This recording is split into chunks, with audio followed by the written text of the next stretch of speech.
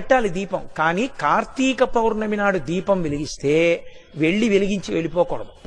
కొవ్వొత్తితో అస్సలు వెలిగించకూడదు దీపాన్ని. ఎందుకంటే అది చచ్చిపోయిన జంతువు యొక్క కొవ్వుతో తయారు చేయబడుతుంది.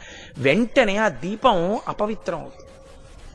కాబట్టి కొవ్వొత్తులతో వెలిగించకూడదు, అగ్గిపుల్లతో వెలిగించకూడదు. కార్తీక పౌర్ణమి నాడు సుగంధమైనటువంటి దాంతో, అంటే అగరుపుల్ల వెలిగించుకుని అగరపుల్లతో దీపాన్ని వెలిగించుకోవాలి. వెలిగించి వదిలేయకూడదు.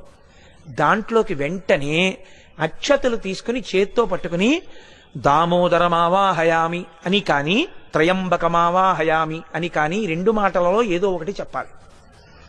అంటే దామోదరుణ్ణి కానీ త్రయంబకుణ్ణి కానీ దీపం మీదకి ఆహ్వానం చెయ్యాలి. ఎక్కడైనా చెత్త ఉండిపోయినా కూడా రేపు లౌకికాగ్నితో వెలిగించకూడదు. ఈ ఆవాహన చేయబడిన దీపంతో వెలిగించి ఆ దీపం దగ్గర నిలబడి ఒక మాట చెప్పాలి అందరు. పెట్టాలి దీపం. కానీ